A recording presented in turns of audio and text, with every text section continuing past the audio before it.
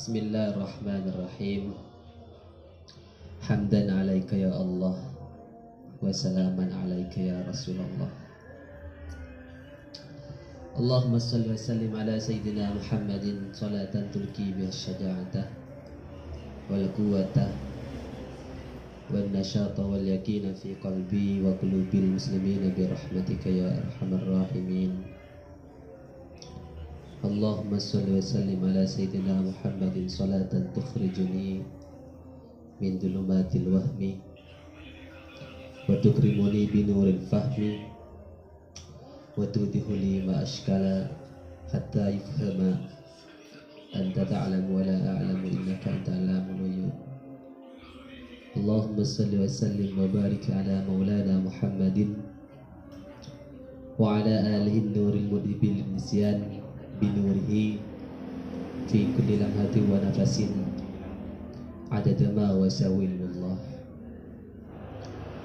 Sahabat-sahabati yang dirahmati Allah Subhanahu wa taala, mudah-mudahan selalu berada dalam lindungan Allah Subhanahu wa taala, selalu mendapatkan pertolongannya, dipermudahkan segala urusannya, wa khususan kepada guru-guru kita, kepada senior-senior kita yang telah menuntun kita dari alam yang sedikit menyeleweng ke alam yang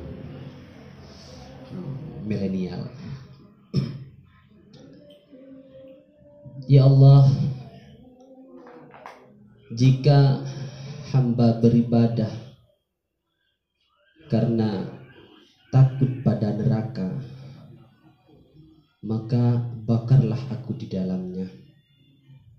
Dan jika aku menyembahmu karena menginginkan surgamu, maka campakkanlah aku darinya. Tapi jika aku menyembahmu, beribadah kepadamu karena engkau semata, maka jangan enggan engkau untuk melihatkan indah wajahmu yang abadi kelak kepada kita semua. Itu kata Ibnu Rabi'ah. Makanya ngaji itu, khususnya ngaji seperti ini, ya ada levelnya lah. Makanya kata Fahrudin Faiz itu beda level, beda godaan. Ya kalau kita ngaji kepada orang-orang awam, ya jangan langsung contoh. Malah kita semuanya hari ini di bulan suci yang mulia berusaha untuk sholat berjemaah, aktif di dalam sholat 5 waktu kita sholat berjemaah, agar supaya kita mendapatkan ridho Allah. Lah, kalau sudah mendengar kata-kata ridho Allah itu biasanya orang yang ngaji itu ya kurang semangat. Makanya levelnya harus lebih tertarik. Ya kita harus pancing dengan ya nanti kalau kita sholat berjemaah akan mendapatkan 72 bidadari, rumahnya di surga akan terbuat dari emas dan permata. Ya, biar mereka semangat. Oke. Di sahabat-sahabat dan sebelumnya kami mohon maaf karena kami di sini merasa kurang pantas. Ya karena ini adalah tugas dan perintah dari senior kami. Ya, sami'na wa ta'na. Apa yang terjadi ketika senior dan junior itu bersatu? Ya, solidaritas, loyalitas semuanya akan terasa oleh senior dan junior itu. Dan bab hari ini yaitu kita awali dengan at-tarwibu fil jama'ati wal imamati, supaya kita senang untuk selalu berjemaah khususnya di dalam sholat, watarhibu dan intimidasi binat takhullufi al jamaati, dari orang-orang yang tidak mau kompak, orang-orang yang tidak mau berada dalam satu barisan. Itu perlu kita takut menakuti. Bismillahirrahmanirrahim. Dengan nyebut nama Allah kita akan memulai kajian hari ini. At-tarwibu tining cengin-cengin atau bermalai burin fil jama'atih dalam sholat berjamaah wal imamati ben orang sedeti imam, wat tarhibu bentuk nako minat takhallufi dari nyecer anil jamaati dari sholat berjamaah. Jadi di sini akan mengkupas tuntas tentang bagaimana kita ini supaya senang untuk sholat berjamaah. Makanya sholat yang dilakukan berjamaah itu hasilnya akan indah.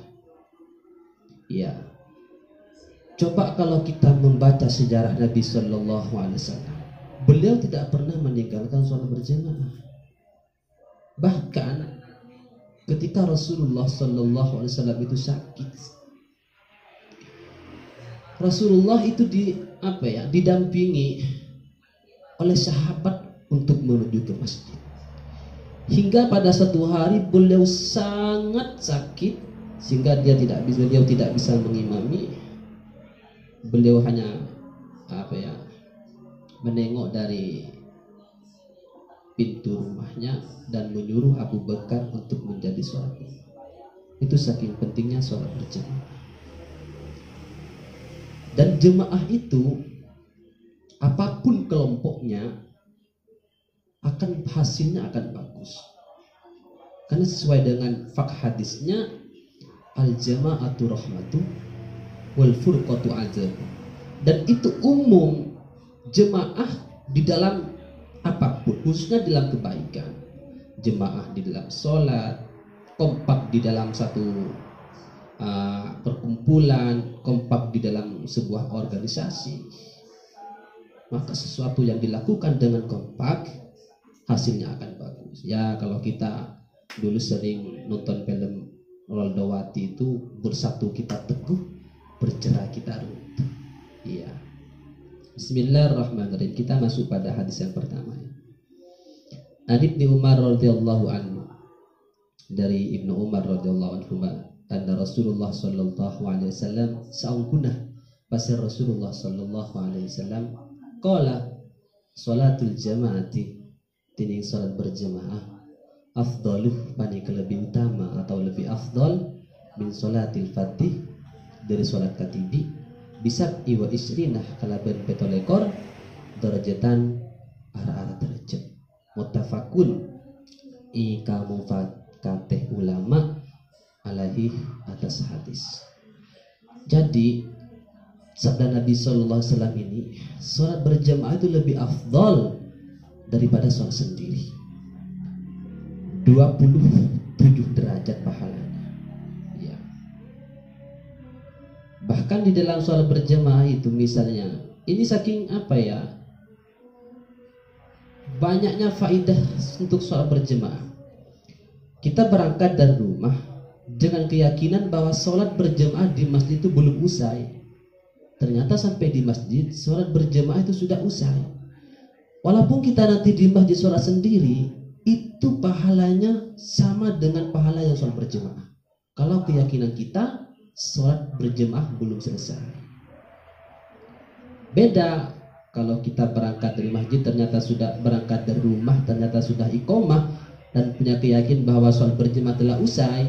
Nah, itu kalau kita nanti sholat tetap pahalanya dapat 1. Asal kita punya keyakinan 27. Ya. Makanya ya kalau dulu ya, kalau sekarang kan orang tuh sulit. Bahkan kadang temannya dari pulang kuliah pergi ke masjid, satunya sholat, ya satunya nunggu di luar. Satunya sholat, satunya nunggu di luar. Itu kan seandainya sholat berjamaah itu kan lebih enak. Bahkan pahalanya itu lebih banyak. Orang yang sholat, 2 orang yang sholat berjamaah itu lebih bagus daripada orang yang sholat 4 sendiri-sendiri. Bahkan orang yang sholat berjamaah 10 orang itu lebih bagus daripada orang yang sholat 100 orang itu sendiri-sendiri. Itu pentingnya sholat berjamaah. Dan orang yang selalu sholat berjamaah itu beda dengan orang yang tidak sholat berjamaah. Ya, dari pahala pun tentu beda, dan dari kehidupan pun tentu beda. Banyak kejaminan, dipermudahkan rezekinya, dan bahkan nanti di Siratul Mustaqim ketika orang itu mau menyeberangi sirat, itu nanti orang yang istiqomah sholat berjamaah lewat di Siratul Mustaqim itu cepatnya seperti kilat, dia langsung nyampe ke surga. Kan macam-macam kalau masuk keterangan situ, orang menuju lewat di Siratul Mustaqim itu yang tajamnya lebih tajam daripada silet, terus kecilnya itu lebih kecil daripada rambut, bahkan dibelah 7 katanya. Ya orang waktu situlah pertempuran yang sangat besar dan harapan yang sangat besar.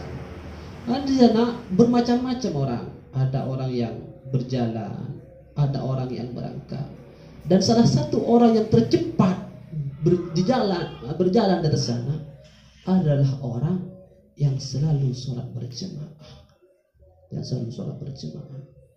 Ya kalau dulu ya Setiotijo itu waktu kembali ke sejarah ya belum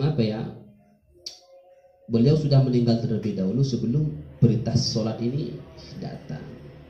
Karena sholat ini adalah hal-hal yang paling, perintah yang paling mulia dari Allah Subhanahu wa taala. Daripada zakat, daripada haji, daripada puasa. Yang paling mulia adalah sholat. Makanya ketika Allah itu memerintahkan atau mengirimkan suatu perintah untuk Nabi Muhammad SAW, semuanya melalui malaikat Jibril, kecuali sholat langsung Nabi Muhammad dipanggil oleh Allah ke atas langit untuk menerima hal sholat. Iya, ya kan kalau kita baca kitab tentang Isra Mi'raj itu kan, sholat itu kan awalnya 50. Ya. Terus Nabi Muhammad SAW ke atas, turun ke bawah bertemu dengan Nabi Musa. Nabi Musa, berapa sholat yang diperintahkan oleh Allah untuk umatnya? 50 ya Nabi Musa. Wah, umatmu gak akan mampu. Minta korting ke Allah. Dikorting 5. Turun. Dikurangi berapa Nabi Muhammad? Dikurangi 5. Tinggal berapa? Tinggal 45. Naik lagi, minta lagi ke Allah.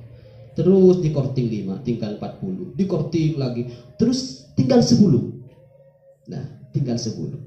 Nah, berarti tinggal 10. Balik lagi Nabi Muhammad, umatmu gak akan mampu. Umatku besar-besar gak bisa, apalagi umatmu kecil-kecil kayak ini. Minta korting lagi ke Allah.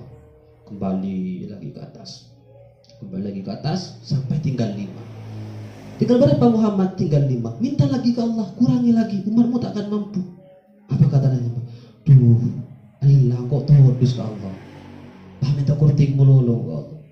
Yang dari 50 itu dikorting sampai tinggal 5. Ya kalau kita mencari ya kan, makanya saya di awal tuh pernah mengatakan bahwasanya untuk bisa menyimbangi dengan keadaan dunia itu orang kan tak cukup belajar Al-Quran, tak cukup belajar hadis, harus juga akal. Kalau kita mencari dalam Al-Quran ya nggak ada namanya suatu, nggak ada duhur, nggak ada asar, nggak ada maghrib, nggak ada isya, nggak ada. Terus siapa yang mencetuskan itu? Ya, iyalah itu yang dinamakan nanti ada hadis, terus di bawahnya ada qiyas, ada mufakat para ulama. Jadi gitu sahabat. Ya. Makanya orang belajar Al-Quran itu bukan hanya makanya banyak di dalam Al-Quran itu penafsiran ulama seperti itu. Aula mastumun nisa, bahwasanya orang laki dengan suami dengan istrinya yang menyentuh akan batal wudunya. Menyentuhnya seperti apa?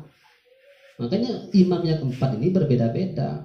Kalau imam yang ini yang intinya menyentuh. Kalau Imam Syafi'i menyentuh baik itu disengaja atau tidak sengaja batal. Imam yang 3 beda. Ada yang mengatakan seperti ini. Kalau menyentuh tapi nggak disengaja ya nggak batal. Ada yang mengatakan walau asal nggak bersahwat ya nggak batal. Yang satu yang lagi mengatakan bersahwat, menyentuh, menyium nggak batal asal tidak melakukan yang satu. Apa ya? Itulah yang satu, nggak batal. Makanya itu kan pemikiran ulama. Dan yang keempat itu bukan Habib. Imam Syafi'i itu bukan Habib, bukan keturunan dari Habib, orang-orang biasa, namun diangkat oleh Allah Subhanahu wa taala menjadi orang-orang mulia berkat ilmunya, berkat keimanannya yang tinggi. Lalu sekarang kenapa ini kan kalau kita di masjid itu kan sekarang kan ya mungkinlah kalau sekarang lebih banyak orang berjemaah karena ya musim-musim bulan puasa, jadi orang lebih aktif untuk berjemaah. Alhamdulillah. Kan sekarang masjid itu kebanyakan sepi. Bahkan kan dikatakan bahwasanya tempat paling mulia itu di dunia adalah masjid. Sedangkan tempat paling buruk di dunia adalah pasar. Ini kan kesalahan kebalik. Kenapa di pasar yang ramai sedangkan di masjid sepi? Ya jawabannya cuma satu, imannya lemah. Iya. Makanya imannya umat Nabi Muhammad SAW kan disabdakan oleh Rasulullah ya apa ya? Laksana tak betul orang datang. Sekarang ada, besok nggak ada, pagi imannya ada, sore sudah nggak ada. Makanya seperti itu. Makanya tuh bagaimana kita untuk memperkuat iman ya, kita diajarkan oleh Rasulullah SAW agar memperbanyak menyebut kalimat La ilaha illallah Muhammadur Rasulullah, atau kita berbicara Allah, berbicara kebesaran Allah, berbicara tentang ilmu-ilmu Allah, sehingga tertanamlah iman yang murni di dalam hati kita. Ya, jadi gitu sahabat. Bismillahirrahmanirrahim. Kita masuk pada hadis yang kedua. Wa Nabi Hurairah radhiyallahu an anna Rasulullah sallallahu alaihi wasallam qala hadabu fasar Rasul walladzi bantumi zat nafsi dining aba tibi sengko biadihi panika ika kobasana allazi laqad hamamtu oko kuasa sengko an amarah dak kutu nyoro sengko dak kutu nyoro biatobin kalaban kajutono fayuh katoba maka ipa kompol banafa hatob summa amur maka kare-kare merintah sengko bisolati kalaban solat fayuh adana maka ya adanilah ada solat summa amur maka kare-kare merintah sengko rojulan dak orang laki fayuh ammah maka ngimami pasar rojul anna sedek kamusa summa khalifah maka gara-gara nyecer pasarengko ila rijalin dak entar dak banyak laki fahuriko maka ngoper sengko alaihi matas rojul biyutahum dak banyak romana rojul muttafaqun alaih. Jadi kalau kita menganalisa dari hadis ini ya terlalu berat lah seakan-akan. Karena di sini kata Nabi ya, saya akan menyuruh atau mengutus seseorang untuk mencari kayu bakar. Kemudian saya akan menyuruh orang untuk sholat berjemaah. Kemudian saya akan tinggal di sana mencari orang-orang yang tidak sholat berjemaah dan saya akan bakar rumahnya. Itu saking pentingnya sholat berjemaah, sahabat. Saking pentingnya sholat berjemaah. Ya, kan kalau dulu waktu pada zaman Nabi Muhammad SAW itu orang-orang munafik itu tidak sholat ketika malam, ya contoh ketika subuh, ketika isya. Kan dulu belum ada lampu, belum ada cahaya. Jadi orang-orang munafik itu tidak sholat pada waktu itu. Ya. Di sini Nabi sangat mentegaskan saking pentingnya sholat. Ya bermacam-macam lah pendapat. Ada yang mengatakan bahwa sholat berjamaah itu hukumnya ya fardu kifayah, sehingga asalkan ada orang yang sholat berjamaah di kampung itu, walaupun hanya 3 orang ya yang lain nggak dapat dosa. Seperti itu. Intinya imam yang 4 ini memiliki pendapat-pendapat yang berbeda. Ya, makanya sahabat, kalau kita punya kesempatan ada luang, malah kita usahakan untuk sholat berjamaah. Dan saya pernah dinasihatin oleh guru saya, mungkin 6 bulan yang lalu saya sowan kepada guru saya di Darul Ulum Pakis, Kabupaten Pamekasan. Saya cabis ke beliau. Beliau ya kan adab dari seorang murid kepada seorang guru itu ketika bertemu ya cabis salaman dan minta nasihat kepada beliau. Bukan langsung selfie bertemu gurunya. Iya. Beda dengan zaman sekarang. Kebanyakan ketika bertemu guru cabis langsung minta selfie. Terus diupload biar terkenal, biar ramai, biar viral.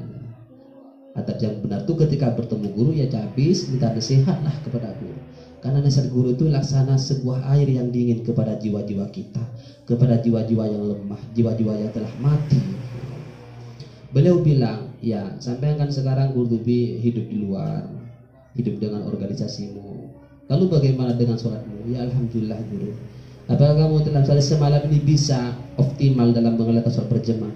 Ya kadang-kadang, kadang berjemaah guru, kadang tidak. Usahakan untuk selalu sholat berjemaah, kata guru saya. Karena kalau orang ini sudah menjaga sholatnya, saya yakin hal-hal yang lain pasti akan terlaksana. Tapi sebaliknya, tapi kalau sholatnya sudah lalai, maka perintah-perintah yang lain juga akan lalai. Iya. Makanya ya, orang itu jangan menganggap bisa sempurna hablum minannasnya kalau tidak sempurna hablum minallahnya. Untuk hablum minannas itu bisa sempurna, hablum minallah harus indah, harus selalu berkomunikasi dengan Allah yang baik. Ya, salah satunya dengan sholat berjemaah. Karena dengan sholat berjemaah itu kita bisa bercakap-cakap atau bisa berbicara seakan-akan berbicara dengan Allah Subhanahu wa Ta'ala. Karena di hadapan kita seakan-akan Allah, bukan kiblat, bukan Ka'bah. Iya, seakan-akan di hadapan kita adalah Allah. Yakinlah bahwa kita ini dilihat Allah. Iya. Kalau kamu sudah bisa menjaga sholatnya, maka urusan-urusan yang lain, amanah-amanah yang lain, saya yakin kau pasti bisa menjaganya. Tapi begitu pula sebaliknya, kata guru. Insya Allah guru, doakan guru. Ya, saya mintanya seperti itu. Oke. Sekarang masuk hadis yang ketiga. Bismillahirrahmanirrahim. Wa an Abi Hurairah radhiyallahu an qala Rasulullah sallallahu alaihi wasallam, al-imamu tining imam dhaminun panika seajamin wal muadzinu bantining orang seadan muktamanun panika seika parcace. Allahumma arsyidil a'immah, Allahumma ya Allah arsyidih aparing apitotu ajunan al-immatah deka banyak-banyak imam waufir banyapora ajunan lil muadzini de orang setokang adzan. Ya. Jadi yang pertama di sini adalah imam. Ia itu siapa? Yang memberikan kejaminan. Contoh, menjadi imam masjid, menjadi imam sholat. Ya harus siap konsekuensinya, referensinya harus ada sehingga bisa punya keyakinan bahwasanya sholatnya secara berjamaah ini akan diterima oleh Allah Subhanahu wa Ta'ala. Dan menjadi seorang imam harus bisa menyesuaikan dengan situasi kondisi yang ada. Ya kalau misalnya makmumnya rata-rata orang tani, sholatnya jangan lama-lama, baca surahnya jangan lama-lama, jangan panjang-panjang. Ya ambil qul a'udzu birabbin nas, ara'aital ladzi yukadzibu biddin. Kalau sholatnya yang makmumnya ini orang-orang desa, orang-orang petani, jangan lama-lama, karena di situ nanti akan menimbulkan fitnah. Bahkan dulu pernah waktu sahabat ini sholat berjamaah sholat isya lalu membaca surah Al-Baqarah. Kalau bukan sholat Al-Baqarah, ini sholat yang suratnya panjang. Maka selesai sholat, Rasulullah bilang, sahabat, apakah kau ini akan menjadi penyebabnya orang memfitnah? Kenapa ya Rasulullah? Kalau sholat isya jangan lama-lama, lihat makmumnya. Itu sabda Rasulullah. Ya baca surah-surah yang pendek, wadduha, surah-surah seperti itu. Makanya seorang imam itu bukan hal yang mudah, harus bisa mempertanggungjawabkan ke belakangnya. Kalau Anda tidak bisa sah, makanya makmumnya juga tidak sah. Jadi seperti itu. Lain kalau kita masuk dalam bab fikihnya, cara imamnya seperti ini, kalau seperti ini. Beda lagi kalau kita masuk pada pembahasan itu. Dan seorang makmum harus tahu juga lah. Kalau imamnya cepat, ya makmum wajib cepat. Kalau makmumnya lambat, ya makmum wajib lambat. Dan dua-duanya sama-sama punya tujuan dan sama-sama punya konsekuensi. Iya sahabat. Oke. Ya, imam yang paling bagus ya Rasulullah di bidang apapun. Sholat berjalan itu ya Rasulullah. Makanya cerminan di dalam sejarah Islam itu selalu bercermin kepada Rasulullah. Di dalam perdagangan, kita mencontoh siapa? Mencontoh Rasulullah. Di dalam beribadah kita mencontoh Rasulullah. Dalam mencontoh siapa? Mencontoh Rasulullah. Keluar dari masjid mencontoh Rasulullah. Dalam mencari ilmu, menjadi seorang ustadz, menjadi kiai, mencontoh siapa? Mencontoh Rasulullah. Karena Rasulullah ini adalah cermin dari hal-hal segalanya. Iya. Oke. Yang kedua, wal muadzinu bentining orang seadzan mu'tamanun panika saya kepercayaannya. Dan orang yang azan itu harus orang-orang yang dipercaya. Dan kalau bisa ini dianjurkan orang-orang azan itu ya yang punya level suaranya yang bagus, suaranya lantang, sekiranya walaupun nggak pakai speaker misalnya padam ya bisa didengar oleh tetangga-tetangganya. Nah Bilal itu ya kalau kita melihat sejarah Bilal, suaranya Bilal itu lantang. Bilal itu kalau mau azan naik ke atas mimbar buat azan. Ya, itu kan sejarahnya Bilal ketika azan. Makanya orang-orang itu semuanya dengar. Sebelum Bilal ada orang yang azan, tapi Rasulullah memprediksi bahwasanya ini lebih bagus daripada ini, maka Bilal lah diangkat untuk menjadi muadzin. Ya kalau bisa lah anak-anak muda sekarang hijrah.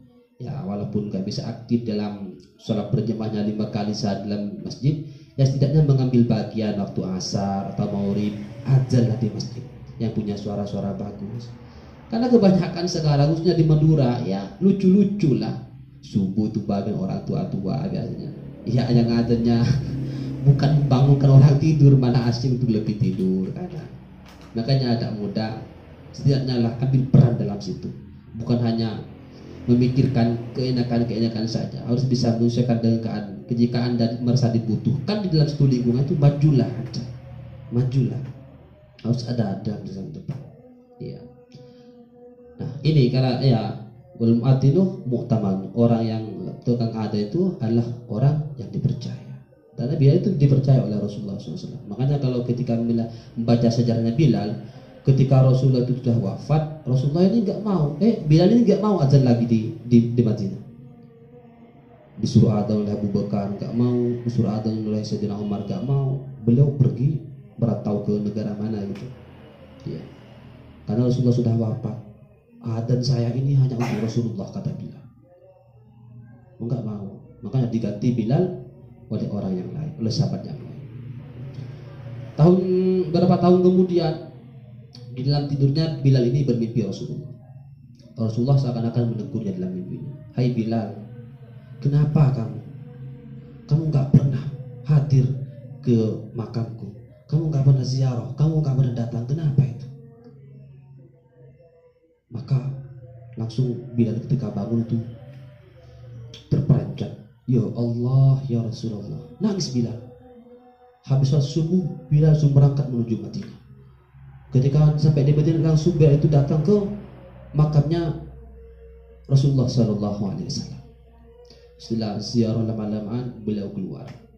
Lalu beliau berjumpa dengan Sayyidina Abu Bakar, berjumpa dengan Sayyidina Umar. Pas ketika itu langsung pada waktu ada duhur, kalau nggak salah duhur, Bilal, kami rindu suara azanmu. Silahkan, ayo adzan lagi Bilal. Nggak mau. Adzanku ini hanya untuk Rasulullah SAW. Jadi saya nggak mau adzan untuk yang lain. Nggak mau Rasulullah, nggak mau. Karena ketika saya adzan itu saya teringat Nabi. Ya. Kemudian datanglah cucu Rasulullah, Sayyidina Hasan dan Sayyidina Husain. Kemudian, kakek Bilal, paman Bilal, kami rindu suaramu ya paman. Bolehkah kami minta untuk sampean adzan lagi di sini? Maka Bilal berpikir, oh ini yang menyuruh adalah cucunya Rasulullah SAW. Maka Bilal yang nggak mau, yang mau kemudian mau Bilal itu mau kemudian adzan. Ketika Bilal ini adzan melantangkan Allahu Akbar, Allahu Akbar, Allahu Akbar. Suara atau keadaan di Madinah itu sangat berbeda. Orang yang berjualan berhenti, orang yang berjalan berhenti, orang yang tidur bangun. Asyhadu an la ilaha illallah. Terus keadaan di Madinah itu berbeda. Bahkan ketika lafaz hayya 'alas shalah,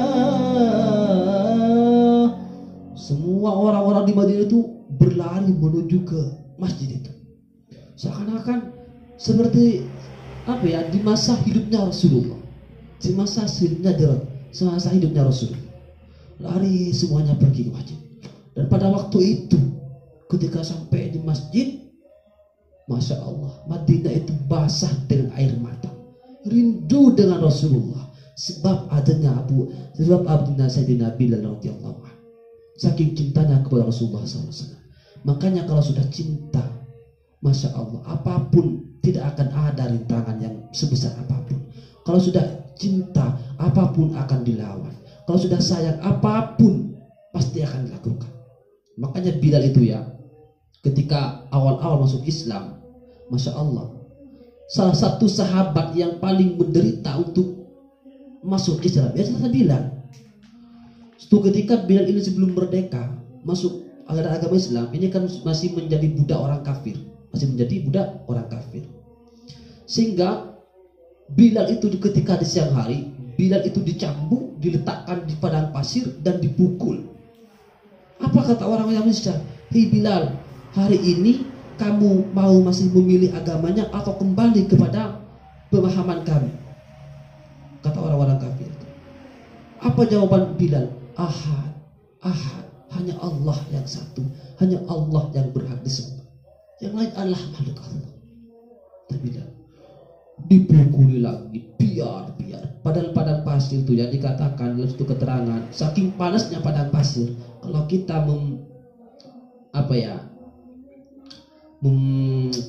ambil baju lalu dicerupkan ke air, lalu diangkat lagi, nggak sampai 1 menit ini katanya kering, saking panasnya padang pasir. Pada waktu itu bila disiksa di sana, biar ketika malam beliau disiksa lagi.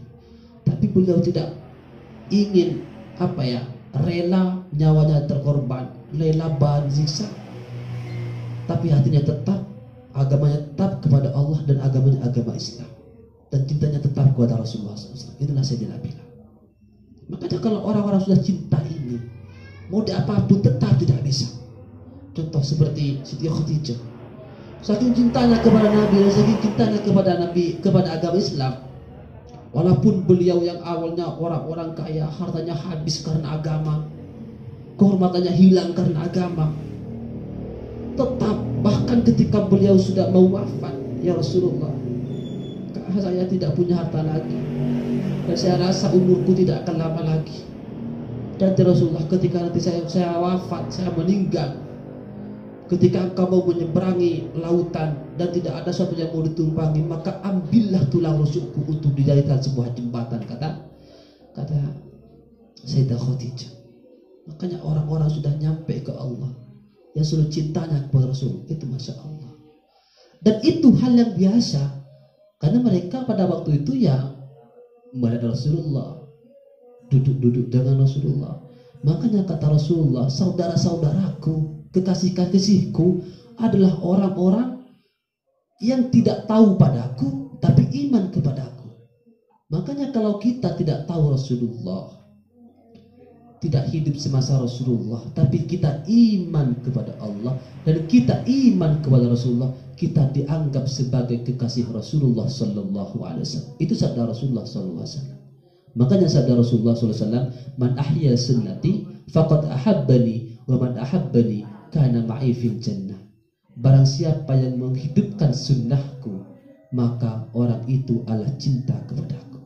Dan barang siapa cinta kepadaku, kelak di surga bersamaku. Sabda Rasulullah Sallallahu Alaihi Wasallam. Iya, kalau cinta pasti akan dilakukan. Kalau cinta, apapun, seberat apapun perintahnya, pasti akan dilakukan.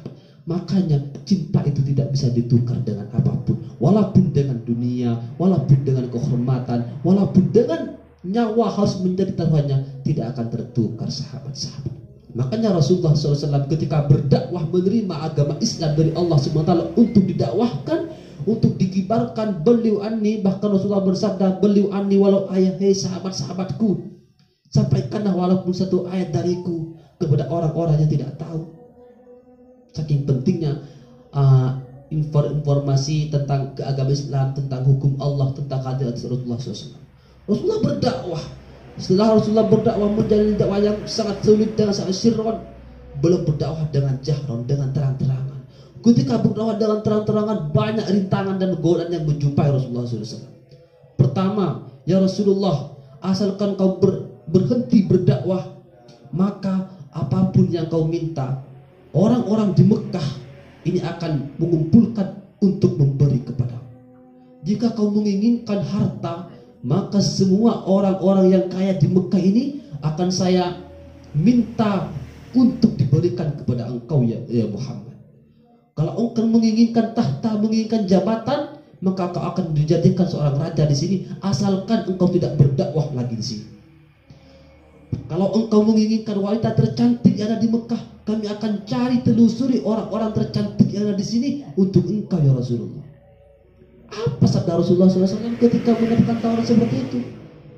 Andaikan kau bisa mengambil matahari, letakkan di tangan kanan saya, dan engkau mengambil bulan purnama diletakkan di tangan kiri saya, diberikan kepada saya, dan saya disuruh berhenti untuk berdakwah, mendakwahkan agama ini, maka saya tidak akan pernah berhenti. Saya akan tetap mendakwahkan agama ini, karena ini adalah agama yang benar yang akan menuntun kita kepada jalan yang benar, kepada jalan yang lurus, dan akan mendapatkan nanti rahmat Allah Subhanahu wa ta'ala.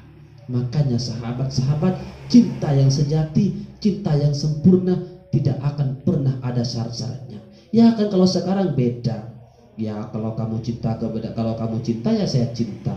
Kalau kamu sayang kepada saya, ya saya sayang kepadamu. Itu bukan cinta, itu namanya balas dendam. Kalau cinta tidak tahu barang siapa itu diperintah atau bukan, ya intinya orang yang kita cintai senang. Kalau kita ngaji, ya hanya untuk Allah. Kalau kita sholat, ya hanya untuk Allah. Kalau kita bersedekah, ya hanya untuk Allah. Semuanya untuk Allah, semuanya untuk Rasulullah. Jadi gitu sahabat-sahabat. Dan Rasulullah SAW dalam hadisnya ini mendoakan kepada seorang pemimpin dan kepada orang-orang yang ada. Allahumma arsyidil a'immah, ya Allah belah petunjuk kepada para imam. Ya kalau kita masuk pada keterangan di sini, ya semuanya ini termasuk ala imam ya di masjid, imam sholat. Tapi arti dari imam itu adalah pemimpin. Dan pemimpin itu ya berat. Pemimpin kepala desa, pemimpin presiden, pemimpin rumah tangga, pemimpin seorang ustadz kepada muridnya, pemimpin seorang kiai kepada santrinya, pemimpin seorang senior kepada juniornya. Bagaimana selalu memberikan jalan-jalan terbaik. Dan jalan yang terbaik bagi seorang pemimpin itu adalah memberikan masalah dan memberikan solusi kepada orang-orang yang di bawahnya. Berikan masalah lalu berikan solusi. Kalau pemimpin jangan biasakan minta solusi kepada makmumnya. Kalau imam jangan biasakan minta solusi pada makmumnya. Karena engkau dijadikan seorang pemimpin untuk memberikan solusi, bukan minta solusi kepada rakyatnya, bukan minta solusi kepada santrinya, bukan minta solusi kepada makmumnya. Jadi itu dalilnya. Wal firlil muadzin, ya Allah, dan ampunilah kepada orang-orang yang azan. Sabda Rasulullah sallallahu alaihi wasallam. Jadi gitu sahabat. Rawahu Abu Daud, hadis ini diceritakan oleh Abu Daud, wa Tirmidzi bin Imam At-Tirmidzi, Ibnu Huzaimah bin Ibnu Huzaimah, Ibnu Hibban bin Hibban fi sahihaihima, ini dalam sahihnya kedua. Bismillahirrahmanirrahim. Kita masuk pada hadis yang ke Wa Abi Hurairah radhiyallahu anna Nabi sallallahu alaihi wasallam saungkunah pasir Nabi sallallahu alaihi wasallam qala ada bu pasir Nabi idza ammah nalika ngimami ahadukum pasir salah satu bin kapi anna sedek manusia fal yukhaffif maka maringanna sampian fa inna fihi maka saungkunah tetepah panika idal nas as-sawirah panapa keni pande lekas wal kabiru bendaja wadal hajjah ben oleh sandi hajjat faida sholat maka nalaikan sholat pasera ahad wadahu halai ketibin ahad falusolli kaifa yasha. Tebun Rasulullah kimun asal berjemaah kita harus bisa menyimbangkan. Nah, ya setidaknya 5 menit 7 menit paling lama lah 5 menit atau 7 menit. Ya kalau kita sholat sendiri Sabda Rasulullah, kaifa sya'a, sesukamu. Mau sholat sampai dari jam 10 sampai jam 11, dari isya sampai subuh mengatakan ya silahkan. Muttafaqun alaih. Ini sudah dimuati para ulama. Ya. Bismillahirrahmanirrahim.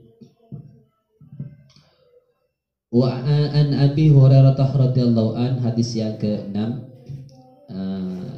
Yang kelima, an Abi Hurairah radhiyallahu an anna Nabi sallallahu alaihi wasallam qala, tebu pasal Nabi, amma yasha apa ta'ata ko ahadukum pasara salah situng tibin kapi idza rafa'ah nalika ngangkat ahad ra'sahu de jarak ahad min ruku'ihi dari ruku' ahad au sujudihi atau sujud ahad qabla imami sebelum imam. Jadi ayyaj'alah da kutatiyaki Allah pasar Allah ra'sahu da jarak ahad ra'sa himar da jarak himar awid Allah atau tatiyaki Allah pasar Allah suratahu da pada ahad surat himar deka pada himar. Makanya ini ya, makanya kalau kita sholat itu biasakan ya kan, sekarang musim-musim tarawih kadang ada yang terlalu cepat sehingga makmumnya lebih cepat daripada imamnya. Imamnya belum ruku, makmumnya sudah ruku. Imamnya belum sujud, makmumnya sudah sujud. Dan itu terlarang. Bahkan di sini konsekuensinya sabda Rasulullah, orang yang melebihi seperti itu husna ruku dan sujud, ayat Allah ra'sahu himar. Apakah kamu tidak takut kepalanya itu seperti kepala himar? Awid Allah suratahu, atau kamu tidak takut rupamu itu berupa seperti himar? Sabda Rasulullah sallallahu alaihi wasallam. Maka hati-hatilah jikalau engkau menjadi makmum, seharusnya imam bangun baru kau bangun. Jangan imam masih ruku engkau sudah bangun dari ruku. Jangan imam masih sujud kau sudah bangun dari sujud. Maka hati-hatilah, karena sholat itu adalah hal yang mudah dilihat tapi sulit untuk dikerjakan. Hal yang rupanya hal-hal biasa tapi untuk selalu bisa besar-besaran dalam sholat kepada Allah itu adalah hal-hal yang sulit. Dan cara-cara dan salah satu caranya agar sholat kita mudah diterima oleh Allah Subhanahu wa taala ya berjemaah. Makanya Rasulullah SAW itu menganjurkan kepada kita sholat yang paling ampuh untuk diterima oleh Allah SWT 3 caranya. 1, ya berjemaah. 2, sholat di masjid atau di musola. Dan yang ketiga, sholatlah engkau di tempat yang dikumandangkan azan. Dan itu termasuk dalam bingkai berjemaah. Dengan berjemaah apapun dan seperti apapun akan menjadi mudah. Hal yang kecil apabila dilakukan secara kompak maka akan bisa mengalahkan hal-hal yang besar. Bisa mengalahkan hal yang besar. Sholat berjemaah 2 orang lebih bagus daripada sholat 4 orang yang sholatnya bersendiri-sendiri. Hanya kan yang kita dulu ada cerita seorang seekor semut dengan seekor gajah itu. Suatu ketika kan gajah ini bermain-main ke kawasan semut, sehingga semut banyak yang mati tertindas. Ada yang tertindas tangannya, ada yang tertindih kakinya, ada yang patah telinganya, ada yang patah ya. Sehingga semut sontak kepada si gajah. Gajah, kalau mau main ke sini hati-hati. Kami kecil-kecil, kami banyak yang mati. Apa kata si gajah? Gimana mau apa kalian? Mau bertengkar? Silakan, ayo kalau mau bertengkar. Kita pasti menang, kata pasukan si gajah. Ya, bukan begitu caranya. Kan kami hanya mengingatkan, kata si semut. Tetap si gajah walaupun karena badannya besar, si gajah merasa sombong. Sehingga oke, kalau kita mau bertengkar, mau bertempur, tapi kita tentukan harinya dan tentukan lapangannya. Nah, kemudian si semut yang kecil-kecil ini berebut dengan kawannya. Bahwasanya pertempuran ini yang lebih enak dijadikan pada hari Kamis malam Jumat. Ya mungkin kalau mati malamnya itu lebih bagus, dan mungkin kalau orang seperti itu. Sehingga Kamis itu, hari Kamis akan terjadi sebuah pertempuran semut vs gajah. Pada waktu itu si semut bermusyawarah kompak dengan temannya. Ada yang mengusulkan strategi seperti ini. Nanti kita menyerangnya kita berbeda-beda. Ada yang nyerang dari bawah dan ada yang nyerang dari atas. Nyerang dari atas bagaimana salah satunya? Yang nyerang di atas itu ya kita nanti naik pohon, kemudian kita turun ke bawah, masuk ke lubang-lubang. Nah, sampai pada hari Kamis terjadilah sebuah pertengkaran si gajah dengan si semut. Apa yang terjadi ketika yang di bawah ini nyerang kepada si gajah, seret gini, ya banyak yang tertindak, kakinya, tangannya gini. Kemudian yang di atas diturun, seret, meloncat ke badan-badan, ke tubuh-tubuhnya si gajah itu. Ada yang masuk ke telinganya, ada yang masuk ke hidungnya, sehingga tanpa terasa mereka mati dalam keadaan sangat hina. Gajah mati dalam keadaan sangat hina karena terbunuh. Jadi itulah, jangan menganggap hal yang kecil tapi dilakukan secara kompak, maka hasilnya akan besar, maka dampaknya akan besar. Jadi gitu sahabat. Makanya ayo kita usahakan, selagi kita mampu usahakan untuk selalu sholat berjemaah. Karena dengan sholat berjemaah semuanya akan indah dan semuanya akan terarah. Insya Allah kita akan terjamin baik di dunia, lebih-lebih nanti kelak dari Allah Subhanahu Wa Taala. Khususnya saya ingin tanyakan kepada diri kita, kepada saya pribadi. Oke. Bismillahirrahmanirrahim. Dan ini insya Allah saya akan jadikan hadis yang terakhir.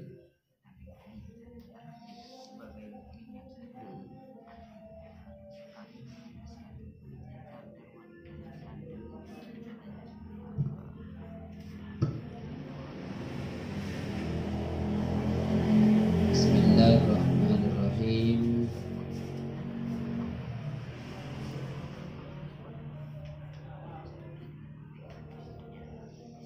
Kamu malah.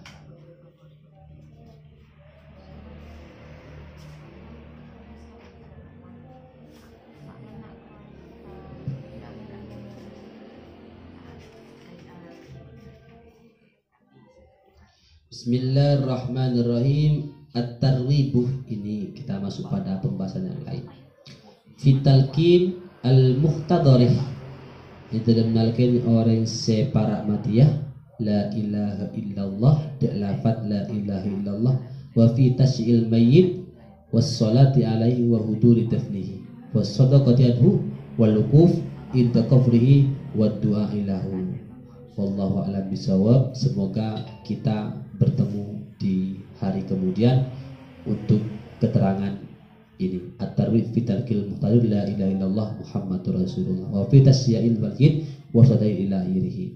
Mudah-mudahan apa yang saya sudah sampaikan menjadi tambahan ilmu yang abadi bagi kita, menjadi amal jariah kepada kita semua, sehingga kita nanti bisa memetiknya di dalam ayat Allah Subhanahu wa Ta'ala. Dan kalau ada kesalahan ini mutlak dari kebodohan dan kecelewengan dari saya pribadi. Subhanallah wa bihamdi, subhanakallah hamdika, asyhadu an la ilaha illa anta, astaghfiruka wa atubu ilaik.